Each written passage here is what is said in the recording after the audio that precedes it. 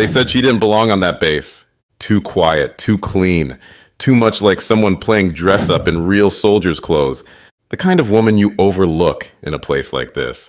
Everyone had an opinion about Staff Sergeant June Barrett. But when the Navy SEAL commander walked into that hangar and snapped off a perfect salute, the laughter died, the jokes stopped, and suddenly everyone realized they'd been dead wrong about who didn't belong. So why would a SEAL salute a so-called nobody like her? To find out, make sure you're subscribed and drop a comment below telling us where in the world you're watching from. Now, let's get into it. The Florida sun hadn't even finished climbing when Staff Sergeant June Barrett's boots hit the concrete at Rookwell Joint Base. The kind of morning where the heat starts before the coffee does, and where every branch of service thinks they own the place. Rookwell wasn't your typical posting. This was where Army met, Navy met, Air Force met Marines, all pretending to work together while secretly convinced everyone else was doing it wrong. Joint training exercises, they called it. Organized chaos is what it actually was. June moved across the tarmac like she'd walked this route before, even though her paperwork said this was her first day. Plain Army fatigues, sleeves rolled once, no flash except for her staff sergeant chevrons, and a nameplate that most people wouldn't bother reading. She carried a sealed folder and wore the kind of tactical watch that suggested she actually used it for timing things that mattered. What people noticed, if they were paying attention, was how she moved. Not rushed, not casual, purposeful. Like someone who'd learned to read rooms before entering them and exits before needing them. Most people weren't paying attention, but 3 Navy logistics guys leaning against the mess tent wall? They noticed plenty. "Hey," one of them said, loud enough for the morning chow line to hear. "Didn't know we were letting office workers do gear inspections now." Petty Officer Tyler Reese had the kind of grin that came free with too much confidence and not enough experience. Mid-20s, built like he lived in the gym, wore his cap just crooked enough to look cool and just straight enough to pass inspection. His buddy Jones shook his head with mock concern. "Nah, look at those boots. They're too shined. She's gotta be admin." "Could be worse," the third one, Martinez, chimed in. "Could be the new sensitivity trainer, here to teach us proper pronoun usage before we breach and clear." They laughed like they'd invented comedy. June heard every word. She always did, but she kept walking, her pace unchanged, her expression giving away absolutely nothing. Just another morning, just another group of young men who thought volume equaled authority. She'd met their type before, in places where that kind of attitude got people killed. But this wasn't one of those places, and not yet. The first real test came 2 hours later at the vehicle depot, where June was supposed to conduct routine equipment assessments. Nothing glamorous, checking tire pressure, fluid levels, radio functionality. The kind of work that kept people alive when everything else went sideways. She was under the hood of a Humvee, checking the engine coolant, when Reese and his crew decided to make their presence known again. "Excuse me, Sergeant," Reese called out, using her rank like it was a joke. "You sure you know what you're looking at under there?" June glanced up briefly, then went back to her checklist. "Coolant levels are low," she said to no one in particular, making a note on her clipboard. Jones laughed. "Maybe it needs blinker fluid too." "Or elbow grease," Martinez added, like he'd discovered wit. June straightened up, wiped her hands on a shop rag, and looked at them directly for the first time. "The coolant's been leaking for at least a week, judging by the stain pattern. The brake fluid's also low, and there's play in the steering linkage that'll get someone killed if it's not addressed." She closed the hood with quiet authority. "But sure, let's talk about blinker fluid." The dismissal stung, and she could see it in Reese's eyes. That flicker of embarrassment that young men feel when they realize they've brought a water gun to a knife fight. "Just trying to be helpful," he said, but his tone had shifted, less playful, more edge. "I'm sure," June replied, moving on to the next vehicle. She heard them muttering as they walked away, but caught only fragments. "Thinks she knows everything," and "someone needs to teach her." That afternoon brought another encounter, this one at the communications array where June was testing radio frequencies. Technical work that required concentration and precision. Two things that became difficult when you had an audience. Reese appeared again, this time with company, a staff sergeant from the Air Force named Kowalski, who had the kind of swagger that suggested he'd never met a problem he couldn't talk his way through. Barrett, right? Kowalski said, settling against a nearby equipment crate. Heard you've been making waves. June looked up from the radio console. Just doing my job, Staff Sergeant. Your job, Kowalski repeated. Which is what, exactly? I mean, what's an Army nobody doing checking Navy equipment? The question hung in the air like smoke. June could feel other personnel slowing their work, pretending not to listen while hanging on every word. Inter-branch equipment assessment, she said simply. Reese laughed. That's a fancy way of saying busy work. June turned back to the radio, keyed the microphone, and ran through a standard communications check with the base operator. Her voice was crisp, professional, using proper protocols that most people only remembered when they were being tested on them. When she finished, Kowalski was frowning. Where'd you learn to run comms like that? Same place everyone else did, training. But that wasn't quite true. And somehow Kowalski sensed it. There was something in her cadence, her terminology, that suggested she'd used radios for things more serious than equipment checks. What kind of training? He pressed. June finished her checklist, packed up her testing equipment, and stood. The kind that keeps people alive when the training stops. She walked away, leaving Kowalski and Reese staring after her, with the uncomfortable feeling that they'd just been schooled by someone they didn't understand. The tactical mobility hangar buzzed with the kind of controlled chaos that made trainers feel important and trainees feel lost. Crates of gear scattered across the concrete floor, body armor hanging from portable racks, foam training dummies positioned like expensive scarecrows. Today's mission, joint maneuver exercises designed to prove that different branches could work together without killing each other. June stepped through the hangar doors without fanfare. No announcement, no grand entrance, just another body in uniform, carrying paperwork that probably nobody wanted to read. She moved through the controlled chaos like water finding its level, eyes cataloging everything without seeming to look at anything. A plate carrier with loose straps here, a weapon mount that needed adjustment there. Her hands moved automatically, tightening, securing, correcting, small fixes that would prevent big problems later. Excuse me, ma'am, a voice said behind her, dripping with barely contained sarcasm. You Army or IKEA customer service? An airman, fresh enough that his uniform still had store creases, smirked at his own joke while his buddies snickered. June glanced at him like she might glance at a cloud formation, noted, cataloged, dismissed. She kept moving. At the southern wall, she opened her folder and pulled out what looked like standard paperwork, but was actually something more important. Base notes, signed requisitions, and a checklist for joint gear integrity. The kind of document that kept people alive when everything else went sideways. She was halfway through logging serial numbers when the hangar's atmosphere shifted. Lieutenant Commander Owens entered like he was inspecting his personal kingdom. Mid-40s, silver threading through his hair. The kind of posture that had spent years correcting other people's mistakes. His eyes found June immediately, the way a hunter's eyes find movement. You the Army observer? He asked, approaching with a clipboard that looked more like a weapon than office equipment. June looked up. Staff Sergeant Barrett, sir. Interbranch readiness assessment. Owens studied her the way a mechanic studies a part that doesn't quite fit.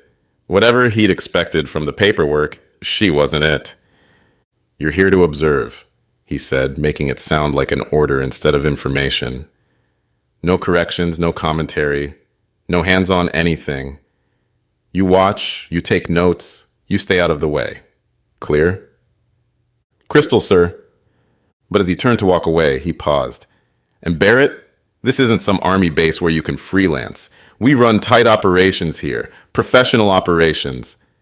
The implication was clear.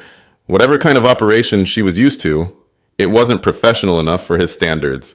June simply nodded. Moments later, the trio from the mess tent strolled in with the casual arrogance of people who'd never learned that confidence and competence weren't the same thing. Reese spotted June immediately. Well, well, he said to nobody in particular. Looks like the admin princess is suiting up after all. Jones laughed. Think she knows which end of a rifle the bullets come out of? A few other personnel smiled at the joke, but nobody bothered to shut it down. Just another day, just another opportunity to establish pecking order. June didn't react. She logged another serial number, checked another piece of equipment, made another small adjustment that might save someone's life later. But Reese wasn't done. You know what I think? He said, moving closer to where she worked. I think someone's been watching too many action movies, got herself convinced she's some kind of operator. Martinez grinned. Probably practiced that serious face in the mirror. Yeah, Jones added, all quiet and mysterious, like she's hiding some big secret. June continued her work, but something in her posture had changed. Subtle but noticeable to anyone who knew how to read body language. Her shoulders had settled, her stance had widened slightly. The kind of adjustment people make when they're preparing for something unpleasant. I mean, what's the worst that could happen? Reese continued, emboldened by his audience. She writes us up for hurting her feelings? That's when June finally looked up. Her eyes found Reese's and held them with the kind of steady gaze that made him suddenly aware of his own heartbeat. Not angry, not threatening, just present. Like she was looking at him through a scope instead of across a hanger. Something wrong, Sergeant? He asked, trying to keep his voice light. June held his gaze for another moment, then went back to her checklist without a word. But Reese had seen something in those eyes that made him step back involuntarily. Something that suggested the joke might not be as funny as he'd thought. When the training started, the teams paired off like dancers at the world's most dangerous cotillion. Officers barked instructions, instructors called cadence, and sweat started flowing before the real work even began. 20 minutes in, and uniforms were already showing dark patches under arms and along spines. June positioned herself against the far wall, clipboard at her side, eyes tracking everything. Not just the obvious stuff. Who was fast? Who was slow? Who followed instructions? The important stuff. Who compensated for their partner's weaknesses? Who anticipated problems before they happened? Who would fold when the training stopped being training? She wasn't just watching the exercise, she was reading the people. And what she saw would have been funny if it wasn't so dangerous. All that confidence, all that swagger, built on a foundation of assumptions that had never been tested by anything worse than hurt feelings. Reese's team was struggling more than most. You could see it in their communication. Too much talking, not enough listening. Their movements were rushed, impatient, trying to muscle through problems that required finesse and coordination. During a simple room clearing exercise, Reese himself made 3 basic mistakes that would have gotten his team killed in a real situation. Wrong angle of entry, failed to clear his corners, moved too fast for his backup to follow. June made notes, careful, detailed observations that someone would read later when the laughter stopped and the real evaluation began. But she stayed quiet, stayed in her lane, stayed exactly where Lieutenant Commander Owens had told her to stay. Because sometimes the best way to teach a lesson is to let people teach it to themselves. The moment came during a stack partner drill just after noon when the Florida heat had turned the hangar into a slow cooking oven and everyone was running on adrenaline and stubbornness. The exercise looked simple enough. Teams rotating through obstacle lanes, carrying weighted dummies, clearing simulated choke points, engaging targets with laser-tagged weapons. Coordination under pressure, they called it. Trust building through shared misery. Reese's team was on their 3rd run, and their timing was getting worse instead of better. Frustration was setting in, the kind that makes people take shortcuts and ignore safety protocols. That's when it happened. One of Reese's guys yanked too hard on his dummy near the breaching wall, nearly lost his balance, stumbled into the corner post. His partner, trying to compensate, swung his Miles rifle in a wide arc that would have caught a live person in the legs if June hadn't been watching. Hold! Her voice cut across the hangar like a blade through silk. She moved faster than anyone expected, one hand redirecting the rifle barrel toward the ground, the other hand securing the shifting dummy. The correction took maybe 2 seconds. Clean, efficient, professional. The entire hangar went quiet. "What the hell do you think you're doing?" The voice belonged to Lieutenant Commander Owens, who was storming across the training floor like an approaching thunderstorm. June released the rifle and stepped back, her hands raised slightly in a non-threatening gesture. "Preventing a safety violation, sir."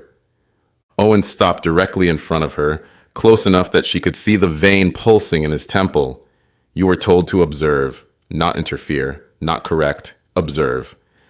"I observed a malfunction about to cause injury to live personnel, sir." "That's not your call to make," Owen's voice echoed off the hangar walls. "This is a Navy training exercise run by Navy personnel for Navy objectives. You don't get to decide when our safety protocols are inadequate." From somewhere behind her, Reese's voice carried across the sudden silence. "Guess she wanted to play soldier for a few seconds." The laughter that followed wasn't loud, but it was sharp enough to draw blood, the kind of laughter that said everything about who belonged and who was pretending. June absorbed it like armor absorbs impact, felt it, processed it, filed it away. She closed her folder, came to attention, and addressed Owens with military precision. "My apologies, sir. It won't happen again." She executed a perfect about-face and walked toward the hangar exit without another word. No argument, no defense, no explanation. Just the quiet dignity of someone who'd learned that some battles aren't worth fighting. At least not yet. Owen stood there watching her go, his clipboard trembling slightly in his grip. The hangar remained silent until she disappeared through the door, then slowly returned to its normal buzz of activity. But something had changed. Something in the quality of the silence, the way people avoided eye contact, the way conversations seemed to start and stop without warning. Reese tried to recapture the moment with another joke. $10 says she can't even field strip a stapler." A few people chuckled, but it sounded forced, obligatory. Because watching her move, the way she'd reacted without hesitation, corrected the problem without fanfare, then absorbed the humiliation without complaint, had planted a seed of doubt. Maybe she wasn't what they thought she was.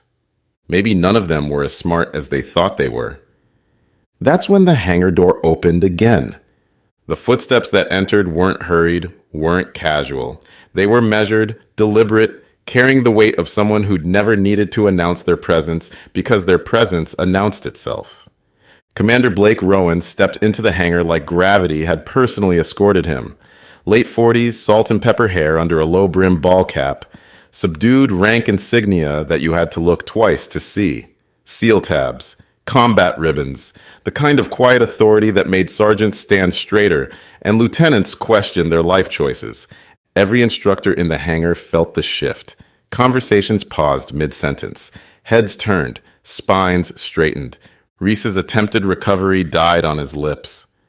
Rowan's eyes swept the hangar once, cataloging, assessing, then locked onto the figure heading for the exit. "Barrett?" June stopped, turned slightly, uncertain. Rowan moved toward her with the unhurried pace of someone who'd never needed to rush anywhere, because when he arrived, that's when things started happening. "Staff Sergeant June Barrett?" he asked, though his tone suggested he already knew the answer. She turned to face him fully. The hangar went silent in the way that only military installations can, complete, immediate, holding its breath. And then Commander Blake Rowan did something nobody expected. He raised his hand in a perfect military salute. Not casual, not quick. Perfect. The kind of salute reserved for people who'd earned it in places where earning it meant coming home alive. June held his gaze for a heartbeat that lasted forever, then returned the salute with identical precision. The silence wasn't just quiet now. It was electric. When they both lowered their hands, Rowan's voice carried across the hangar without effort. "Didn't expect to see a Ghostwatch operator here." Owens looked confused. Several instructors exchanged glances. Nobody moved. Rowan turned slightly, addressing the room. "For those keeping score at home, You just spent the morning laughing at someone with more classified operations under her belt than most of you have training hours. He paused, letting that sink in. Barrett led the Ghost Watch team that extracted my unit when our comms went dark off the Somali coast in 2018. 3 days, no GPS, no backup, enemy territory. His voice never rose, never needed to. She's the reason we came home. The silence stretched like a held breath. Lieutenant Commander Owens cleared his throat. Sir, I wasn't aware. Of course you weren't, Rowan cut him off, not unkindly, but with finality. That's the point of classified operations, Commander. They don't appear on standard personnel files. He turned back to June. Full cooperation, Sergeant. Whatever you need. Then to Owens. That includes you, Commander, and everyone else in this hangar. His eyes found Reese, held him like a pin through a butterfly. Especially the people who think war stories and actual war are the same thing. Reese looked like he'd been caught stealing from a church collection plate. Rowan walked back toward the door, pausing only to address the room one final time. Maybe spend less time worrying about who fits in, and more time learning from the people who've already graduated from whatever you think this is. The hangar door closed behind him with a soft click that echoed like thunder. June stood in the sudden silence, folder in her hands, expression unchanged. But something in the room had shifted permanently. The laughter was gone. The smirks had vanished. The jokes had died. She walked back to her position against the wall, opened her folder, and resumed her work. Nobody said anything. Nobody moved. Nobody breathed. Because they'd just realized that the woman they thought didn't belong was the only one in the room who actually knew what they were training for, and she'd been quiet about it. Not because she was weak, not because she was lost, but because real strength doesn't need to announce itself. It just waits for the moment when silence becomes more powerful than any words could ever be. By evening, Rookwell Joint Base felt different. Not in any way you could measure or quantify, but in the way that atmospheres shift when fundamental assumptions get overturned. No memos were sent, no announcements were made, but word traveled faster than any official communication could, spreading through mess halls and barracks and equipment bays like smoke through ventilation. The woman they'd joked about that morning wasn't who they'd thought she was, not even close. June noticed the change as she moved through her evening routine. A corporal stepped aside in the corridor to let her pass, something that hadn't happened yesterday. At the armory, a Marine held the door without being asked. In the motor pool, a mechanic she'd never spoken to nodded respectfully as she passed. Small gestures, but they added up to something larger, recognition, the kind that couldn't be faked or forced.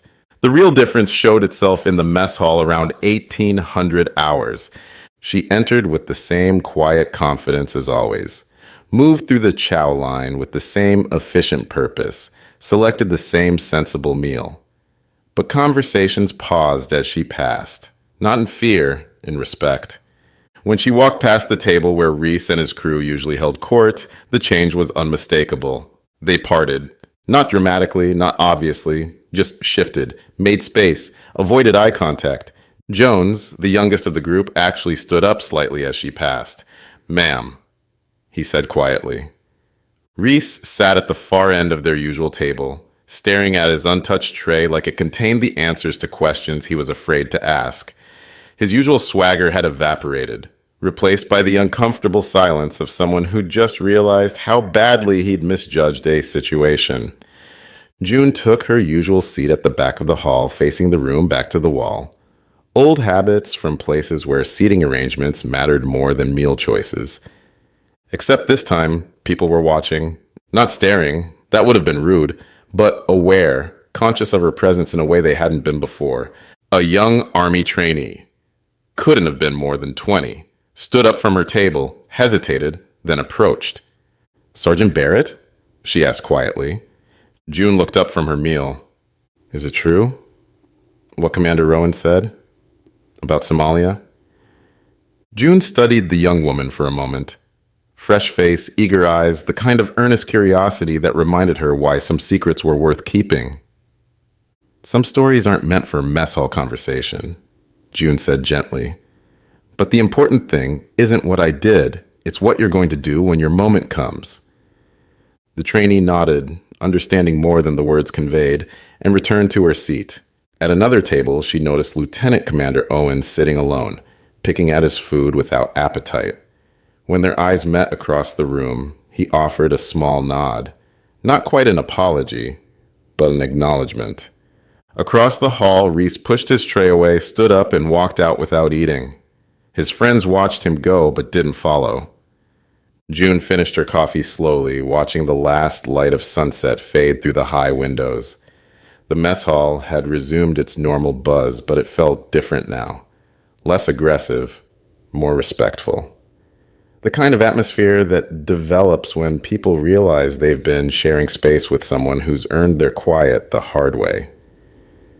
She cleared her tray, dumped her trash, and headed for the southern perimeter path, a half-mile gravel track that skirted the fence line and offered the kind of solitude that military bases rarely provided.